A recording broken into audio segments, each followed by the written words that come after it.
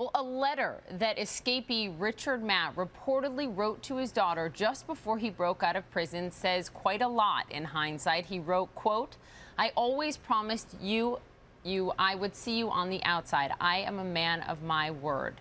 Well, what we do know is that his daughter reported that to authorities and that she says she knew nothing about his escape. But he did escape, and as we know, he has not seen his daughter since then. Police shot and killed Matt and later captured his fellow fugitive, David Sweat. But there are questions about why prison officials didn't see that letter before Matt mailed it, and if they could have seen it, would it have made a difference? Well, we're going to talk about that and a whole lot more with Robin Miller. She is a former New York City corrections officer from Rikers Island. She just penned a book titled Sex, Drugs, Thugs, The Untold Truth Behind New York Jail Corruption. It comes out in September. Thank you for being with me. You're welcome. Thank you for having me. My pleasure. Let's talk about this because you've said you're not shocked at all by what happened at Clinton Correctional in Dannemora. You actually say the inmates, quote, analyze us all day and know who is vulnerable.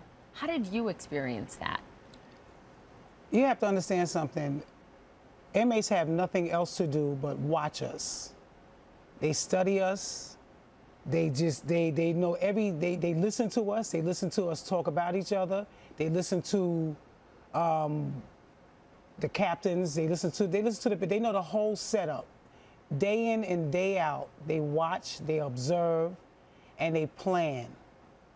An inmate is always planning their escape.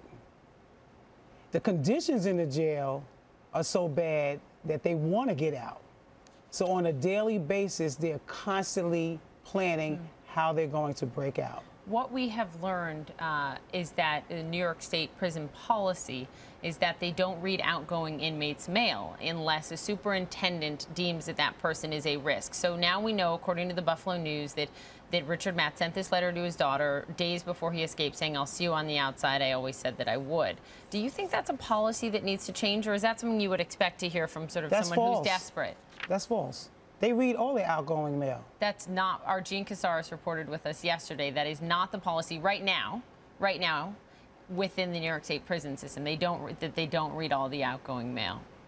They didn't read Matt's outgoing mail because he was in the honor block. But I know personally, because my nephew's incarcerated, and they read all his outgoing mail. So you wonder how someone got into the honor block who had killed 2 people and escaped from prison before. What does that say about the system? Well, the system is broken. The system needs to be fixed. Let's talk about some of your experiences. You have said that in your 20 years in this system, working in this system, your colleagues were tougher to deal with than the inmates, that there is a thin line between inmate and officer. What do you mean? Why was it tougher with your peers? Well, when it came to the inmates would listen to me. As long as you respect them and you demand respect and you draw a line in the sand, they'll do whatever, and as long as you do your job, they'll do whatever you ask them to do. My colleagues, on the other hand, they didn't do what they were supposed to do. It's care, custody, and control. That's what we were hired for. And the thing that I've been thinking about a lot is that you say to yourself, what is a correction officer? We're hired in our 20s. We're still kids ourselves. So you're giving us a badge, you're giving us a gun, and you're giving us a bunch of people to watch, grown folks to basically babysit, and we just coming out of high school. So they're coming in, and to me, it's a high school setting. And what I experienced is as soon as a female officer comes to a jail, especially a male jail, the male officers try to hit on them. They want to date them. Everybody's like they're fresh meat.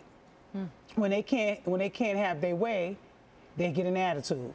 And then they basically blacklist you in the jail.